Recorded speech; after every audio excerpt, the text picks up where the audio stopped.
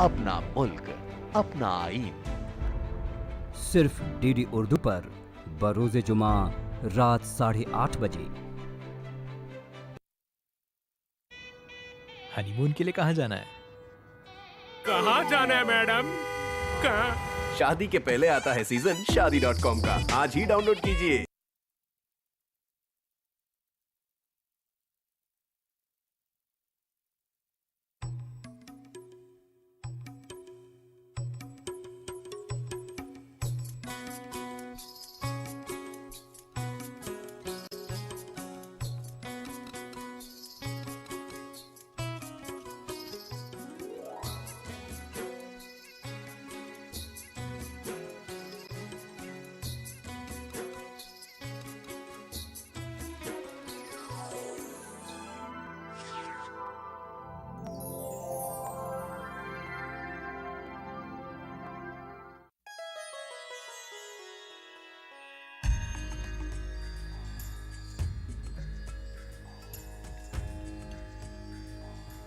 Terracotta या मिट्टी से बनाए गए बर्तन शायद ऐसे सबसे पहले बर्तन हैं जिसे इंसानों ने इस्तेमाल किया होगा।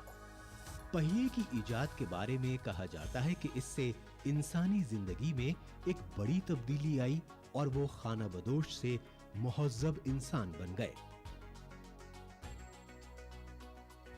टेराकोटा ने तब से लेकर अब तक एक लंबा सफर तय किया है और अब मिट्टी से ऐसे साजो सामान बनाए जाते हैं जिनसे इंसानी जरूरियात तो पूरी होती ही हैं, साथ में इनसे आसपास के माहौल को सजाने में भी मदद मिलती है। इनको पॉलिश किया जाता है, कलर किया जाता है, इन पर नक्शो निगार बनाए जाते हैं और पेंट भी किया जाता है। इससे कोई फर्क नहीं पड़ता कि वो किस शक्ल में है। टेराकोटा ने लोगों की तवज्जो हमेशा अपनी तरफ खींची है, शायद इसलिए भी कि मां जैसी इस धरती से हमारा एक अटूट रिश्ता है।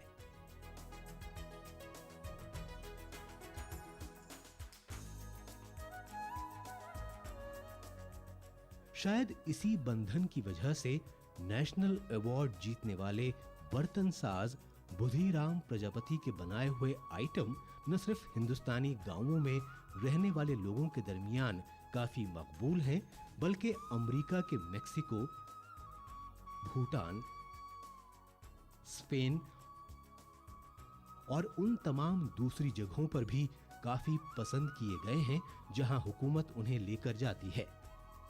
प्रजापति के साथ ऐसा कभी नहीं हुआ कि वो अपना सामान लेकर गए हों और उन्हें किसी ने खरीदा ना हो।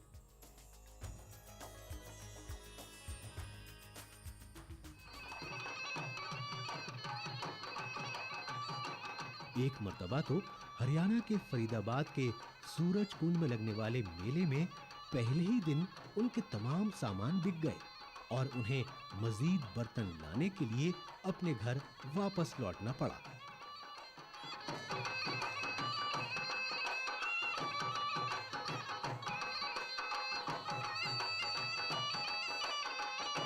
प्रजापति हरियाणा के पलवल जिले के बंछारी गांव के रहने वाले हैं और बर्तन साजों के घराने से ताल्लुक रखते हैं।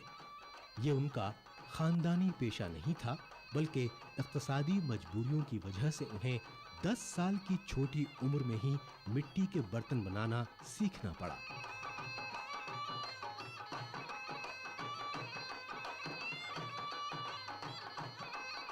बर्तन साजी के पेशे में अपने वालिद का हाथ बटाने के लिए उन्हें 8वीं क्लास के बाद अपनी पढ़ाई छोड़नी पड़ी। बर्तन बनाने वाले पहिए के साथ उनका लगाव तब शुरू हुआ जब उन्होंने शहर में प्रेस ऑपरेटर जैसी दूसरी नौकरियों के लिए किस्मत आजमाना शुरू किया।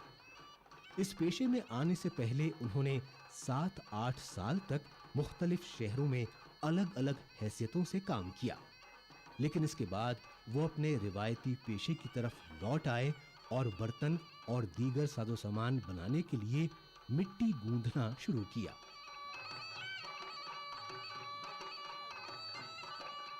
लेकिन इस बार उन्हें इस पेशे से पूरा लगाव हो चुका था। इसी दौरान उनकी मुलाकात एक ऐसे दस्तकार से हुई जो खूबसूरत डिजाइन के बर्तन बनाया करता था, जिससे बुधिराम काफी मुतासिर हुए। इसके बाद तो खुद उनके हाथों ने कमाल दिखाना शुरू कर दिया। उनके जरिए बनाए गए बर्तन और दूसरे सामान तेजी के साथ बिकने लगे और उन्हें मुख्तलिफ अवार्ड भी मिलने शुरू हो गए।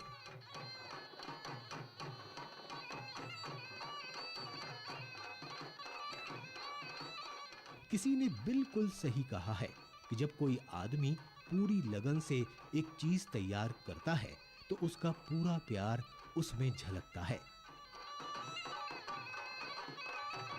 बुधिराम को 1996 में नेशनल अवार्ड मिला। इसके बाद हुकूमत की तरफ से उन्हें ऑर्डर मिलने लगे। सरकारी मेले और त्योहारों में उनको शिरकत की दावत दी जाने लगी और हुकूमत के जरिए उन्हें गैर मुल्की सफर पर भी ले जाया जाने लगा। 95 में सरकार, जब भारत सरकार वस्त्र मंत्रालय ने मेरा काम देखा तो वो कहने लगे आप पुरस्कार के लिए पीस क्यों ना जमा कर दें नेशनल अवार्ड के लिए। तो मेरे मन में इच्छा हुई और मैंने ये निश्चय कर लिया था कि मैं अच्छी चीज़ बनाऊंगा।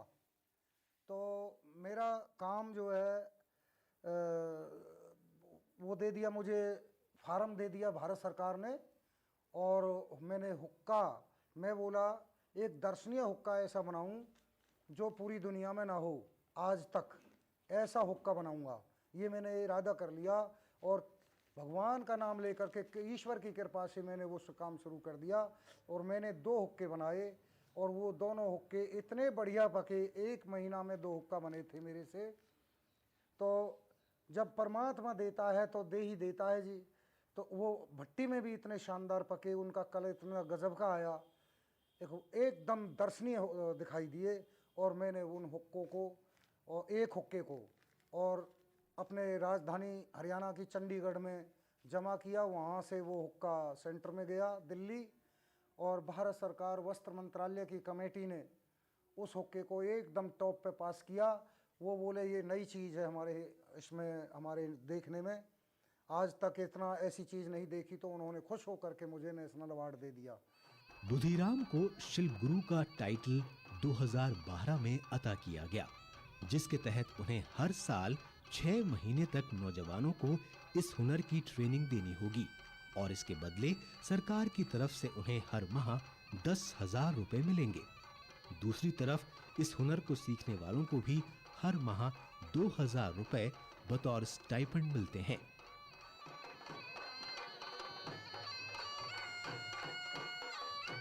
इसे शुरू करने का मकसद नौजवानों को हिंदुस्तान के इस रिवायती हुनर की तरफ मबजूल कराना है, ताकि न सिर्फ इस हुनर को महफूज रखा जा सके और इसे फैलाया जा सके, बल्कि बेरोजगार नौजवानों को अपनी रोजी रोटी कमाने का एक जरिया भी मुहैया कराया जा सके।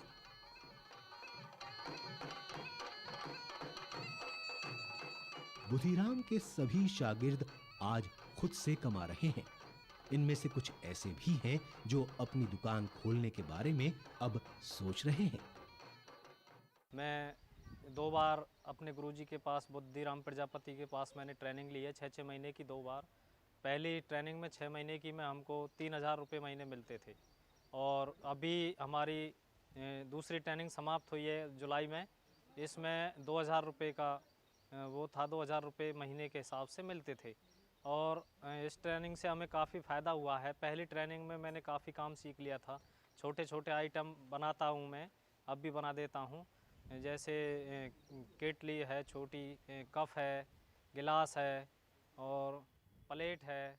छोटे छोटे आइटम जैसे फ्लावर पॉट है, ऐसे मैं बना लेता हूँ। बड़े तो अभी नहीं बना पाता, कोशिश कर रहा हूँ। बुधिराम की कामयाबी को देखकर उनके 2 बेटे भी अपने वालिद के नक्श कदम पर चलने लगे हैं। बड़े बेटे विजेंद्र को पहले ही 1996 में स्टेट अवार्ड मिल चुका है और अब वो नेशनल अवार्ड जीतने की कोशिश में लगे हुए हैं। मेरी रुचि हुई कि मैं भी ये काम करूं, तो मैं पहली बार मैंने काम किया व्हील पे। तो मेरी छोटी छोटी पीसों को पापा एग्जीबिशन में ले गए, तो उनका अच्छा रिस्पॉन्स मिला। तो पापा ने वो पैसे भी मुझको ही दिए थे कि ये तेरी चीज़ें बिकी हैं, तो मेरा और हौसला बढ़ गया। तो मैं अच्छा कारीगर बन गया थोड़ा सा। और पापा बोले कि चलो मैं तेरे लिए स्टेट अवार्ड का फार्म भरवा देता हूँ नेशनल अवार्ड के लिए। नेशनल अवार्ड तो नहीं हुआ, स्टेट अवार्ड मैंने डिनर सेट बनाया था तो उस पर मेरा स्टेट अवार्ड पास हुआ। तो उसके बाद में मेरा काफ़ी हौसला बढ़ गया। फिर मेरे को एग्जीबिशन मिलने लग गई। स्टेट अवार्ड के बाद ही गवर्नमेंट वस्त्र मंत्रालय हमारा एग्जीबिशन देता है, क्योंकि लोकल आदमियों को एग्जीबिशन नहीं देता। तो ये काम बहुत ही अच्छा चल रहा है जी। और मैं भी कई जगह निमासों में जा चुका हूँ, जैसे हैदराबाद, बॉम्बे, कलकत्ता और आपका ये शिमला, ऐसी जगहों पर मैं जा चुका हूँ। छोटे बेटे सुनील भी अवार्ड और कामयाबी हासिल करने की राह पर पूरे जी जान के साथ लगे हुए हैं।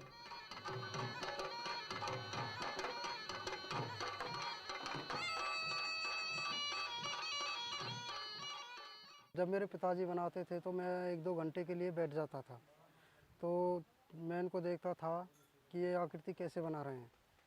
तो उसी हिसाब से मैंने अपना काम शुरू किया कि मैं भी कुछ बनाने को सोचा। तो मैंने कुछ बिगड़ा कुछ सुधरा। उसके बाद मेरा अच्छा हाथ जम गया और मैंने बनाना शुरू किया। बनाने के बाद मेरा हाथ निखरता गया और मेरा काम अच्छा, पीस मेरे अच्छे बनने लगे और वो मार्केट में ले जाने लगे। नई नस्ल के नुमाइंदे के तौर पर इन दोनों को इस बात का बखूबी एहसास है कि डिग्रियां हासिल करने के साथ साथ हुनर सीखना भी जरूरी है। इन दोनों ने बुधिराम के काम को आगे बढ़ाया है और वो पूरी पाबंदी से इंटरनेट और दीगर आईटी टूल्स का सहारा लेकर दुनिया में चल रहे नए ट्रेंड्स को जानने और बड़े बाजारों तक पहुंचने की कोशिश करते रहते हैं।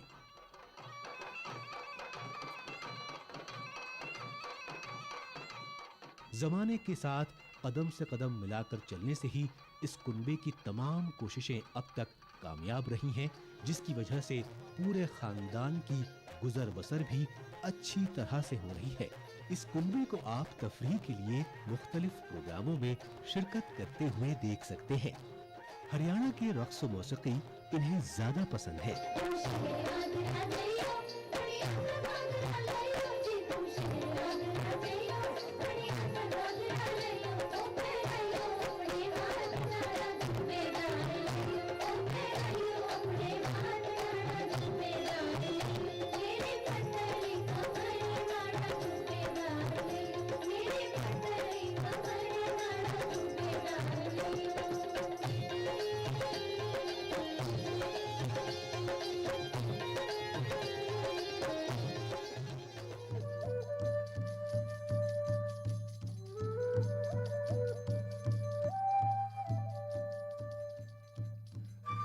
मिट्टी के बर्तन की मुख्तलिफ शक्लें हिंदुस्तान के दूसरे हिस्सों में भी देखने को मिलती हैं। मिसाल के तौर पर म्यांमार की सरहद के करीब वाक़े मणिपुर का उखरुल जिला मिट्टी के बने काले बर्तनों की वजह से मशहूर है। इसे वहां के लोंगपी गांव में पाए जाने वाले मखसूस काले पत्थर की रेत को मिट्टी के साथ मिलाकर बनाया जाता है। इसको बनाने का तरीका भी अनोखा है, क्योंकि इसे बर्तन बनाने वाले पहिए पर नहीं बल्कि हाथ से बनाया जाता है। इसके मिक्सचर को तैयार करने का तरीका काफी लंबा है, जिसमें हाथ का ही इस्तेमाल होता है। इसमें पत्थर को पीसने, मिट्टी को गूंथने, मिक्सचर को बेलने, कटाई करने और फिर इसको शेप देने की जरूरत पड़ती है। यह है स्टेट अवॉर्डी सोमी शिमरे, जो नेशनल अवॉर्डी मछीहन साशा के शागिर्द हैं। सोमी HIV पॉजिटिव हैं, लेकिन वो इसे किसी से छुपाते नहीं हैं। वो कहते हैं कि बर्तन बनाने से उन्हें इस मर्ज की वजह से होने वाले जिस्मानी दर्द से राहत हासिल होती है और साथ ही इलाज के लिए पैसे का भी इंतजाम हो जाता है। सोमी बहुत सी चीजें बनाते हैं, जैसे प्याले, प्लेट, खाना पकाने वाले बर्तन, केतली और सजावट के दूसरे सामान। हुकूमत की मदद से उन्हें पूरे मुल्क में लगने वाले मेलों में शिरकत करने का मौका मिला है।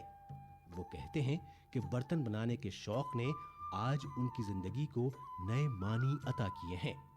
उन्होंने बर्तन बनाने का ये हुनर अपनी बीवी अमीना को भी सिखाया है ताकि जरूरत पड़ने पर वो भी कमाई कर सकें।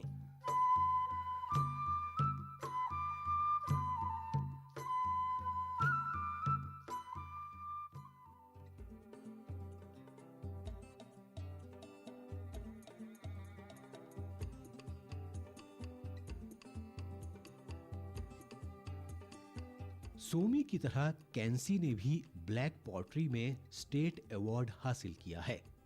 इनका भी ताल्लुक उखरूल से ही है। कैंसी ने भी ये हुनर अपने गुरु साशा से सीखा है। आज कैंसी हुकूमत के जरिए मुनक्किद किए जाने वाले मुख्तलिफ मेलों और त्योहारों में साशा के जरिए तैयार किए गए सामान को बेचने में उनकी मदद करते हैं। इसके अलावा ये दोनों हर साल 5 लाख रुपए के सामान अमेरिका को भी एक्सपोर्ट करते हैं। हिंदुस्तान में अपना सामान बेचने से उनको हर साल 10 लाख रुपए की आमदनी होती है। उन्होंने बहुत से कारीगरों को अपने यहाँ मुलाजमत भी दी है। उन्हें इस बात की खुशी है कि उन्होंने इस पेशे को इख्तियार किया।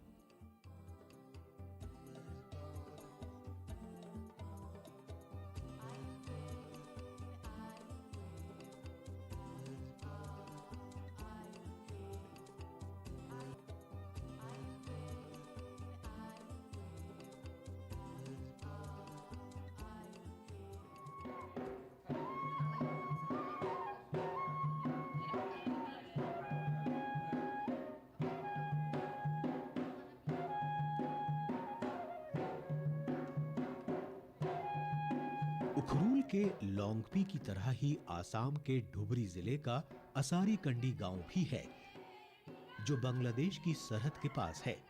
ये हिंदुस्तान के नॉर्थ ईस्ट में टेराकोटा और पॉटरी का एक सबसे बड़ा क्लस्टर है। यहाँ पर टेराकोटा के पेशे में 1200 खानदान लगे हुए हैं। नेशनल अवार्डी टेराकोटा गुरु धीरेन्द्र नाथ पॉल इसी गांव में रहते हैं, जो ख्वाहिशमंद लोगों को अपना ये हुनर सिखाते हैं। उनकी क्लासेस को इग्नू की तरफ से स्पॉन्सर किया जाता है और north east zone cultural centre बहुत से सीखने वालों को गुजर बसर का जरिया अता करता है, जिनमें तालीम याफ्ता बेरोजगार नौजवान और औरतें भी शामिल हैं।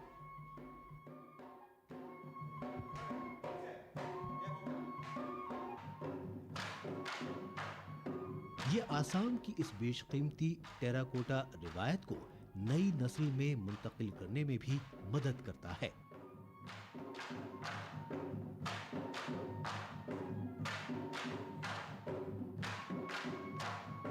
ये हतीमा डॉल गुड़िया है, जो पॉल के जरिए डिजाइन करदा उनकी अपनी तख्लीक है।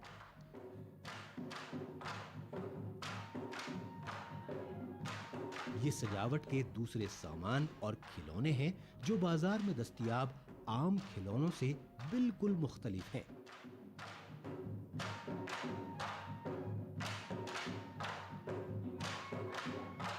पॉल का मास्टर क्रिएशन नई दिल्ली के नेशनल म्यूजियम और दूसरी आलीशान जगहों पर मौजूद है।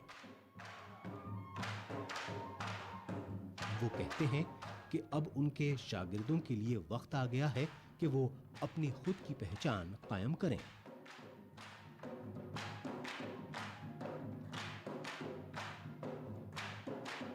हमारा कुम्हार फैमिली जो है वो जेंट्स आदमी ज़्यादा काम करते थे। महिला को खाना पीना बनाने के बाद थोड़ा टाइम मिलने से ऐसा डॉल वगैरह ये लोग थोड़ा थोड़ी बनाते थे। लेकिन जब इसका चाहिदा मिल गया, सारा इसका जो मार्केटिंग शुरू हो रहा चाहिए, तो वो लोग भी इंटरेस्ट ले लिया। वो लोग भी, हमारा महिला लोग भी, जेंट्स का साथ भी वो लोग काम करने शुरू किया। फिर बाल बच्चा जो है, नया जो जमाना का जो लड़का लोग है, यंग जनरेशन जो है, वो भी इसको लेके काम शुरू कर दिया। और भारत सरकार ने इसका ऊपर टाइम टू टाइम ट्रेनिंग का व्यवस्था कर दिया, प्रशिक्षण का व्यवस्था कर दिया। और इसके मैंने कम से कम बहुत प्रशिक्षण भारत सरकार का मैं शामिल किया। और इसके अलावा हमारा कम से कम बहुत स्टूडेंट निकल गया।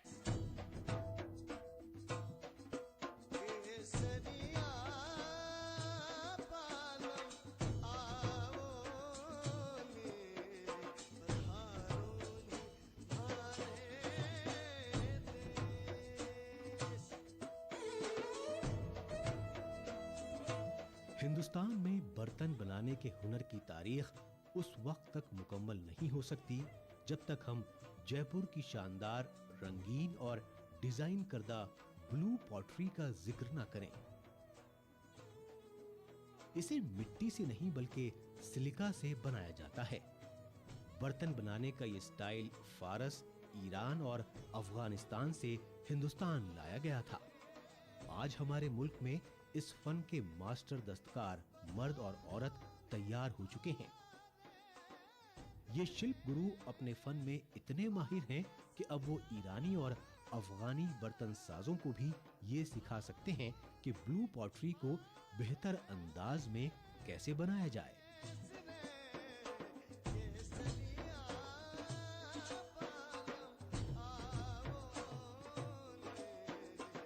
साल 2009 के national awardee Shri Gopal Saini blue pottery के एक ऐसे ही एक्सपर्ट हैं।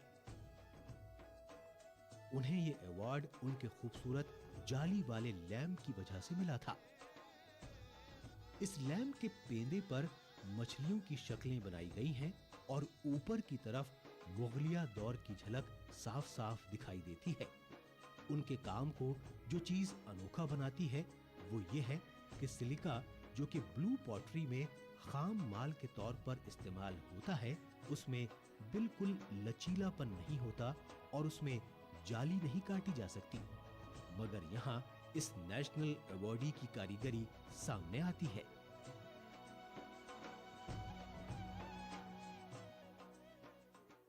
पॉटरी तो दुनिया में सब जगह अपने अपने किस्म के होते हैं। ये हमारी जयपुर जो ब्लू पॉटरी है वो एक अलग हट के पॉटरी है। वो इसलिए है क्योंकि ये जो बेस जो है इसका वो सिलिका है और जितनी तमाम पॉटरियाँ जो बनती है वो किले से बनती हैं। चाइना किले है और जैसे ये कुम्हारी कला में आती है, कुम्हार जब जितनी भी प्रकार की मिट्टियाँ होती हैं सबसे बनती है। लेकिन दुनिया में जब किले से ही पॉटरी बनती है और ये सिलिका से बनती है। इस सिलिका में लोच नहीं होती है, इसीलिए इसको बड़ा महत्व दिया जाता है। इसमें लोच नहीं होते भी एक आकार देना और इसमें वर्क करना, क्योंकि हर स्टेज पे इस पे एक खतरा मंडराता रहता है ब्रेक होने का, इसलिए उसको बहुत सावधानी से इसमें वर्क करना पड़ता है। नेशनल अवार्ड के अलावा उन्हें सबसे शानदार महाराणा सज्जन सिंह अवार्ड भी 2012 में मिल चुका है।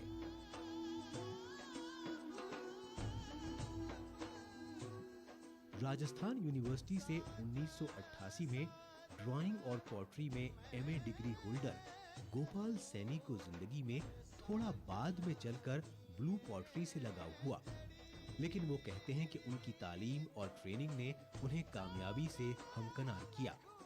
उन्होंने ब्लू पॉटरी पर पीएचडी की और ट्रेनिंग पद्मश्री कृपाल सिंह शेखावत से हासिल की, जो राजस्थान के सबसे मशहूर ब्लू पॉटरी मेकर हैं और जिन्हें अपने आप में खुद एक इदारा तस्वुर किया जाता है।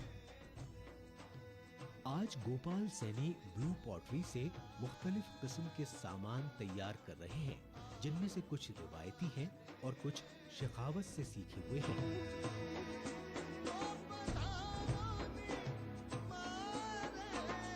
और कुछ खुद उनकी ईजाद है।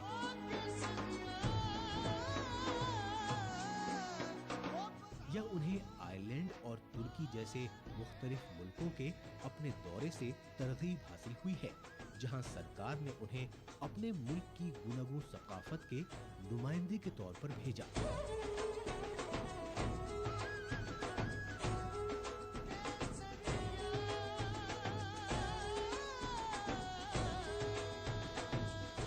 सैनी ने 1993 में अपना खुद का स्टूडियो खोला, जहां न सिर्फ वो खूबसूरत सामान बनाते हैं बल्कि ट्रेनिंग भी देते हैं।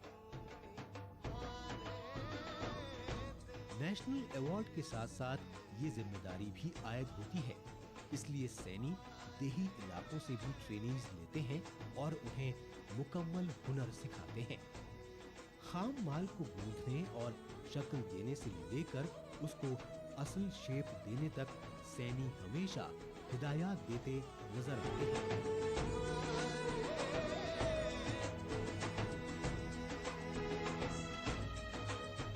सामान को शक्ल देने के बाद उसे भट्टी में पकाया जाता है और उसके बाद डिजाइनिंग के लिए भेजा जाता है।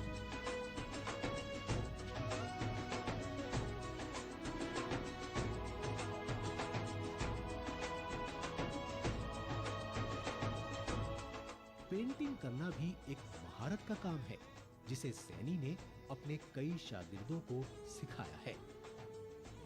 इसमें जो रंग इस्तेमाल किए जाते हैं वो रिवायती ब्लू पॉटरी वाले होते हैं, जिनमें नीला और कत्थई ज्यादा नुमाया होता है।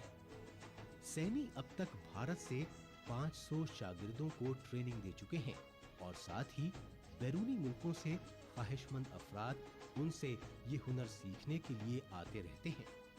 वो राजस्थान के आर्ट कॉलेजेस और दीगर मकामात पर लेक्चर्स देने भी जाते हैं। गोपाल सैनी आज एक खुश इंसान हैं।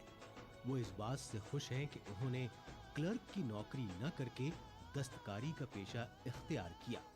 अगर वो क्लर्क बनते तो उन्हें अपने तख्लीकी जहन का मुजाहरा करने का मौका नहीं मिलता। उन्होंने इस दस्तकारी में अपनी 2 बेटियों और बीवी को भी लगाया है। इस क्राफ्ट की वजह से उन्हें मकबूलियत, शोहरत के साथ साथ अच्छी जिंदगी जीना नसीब हुआ है।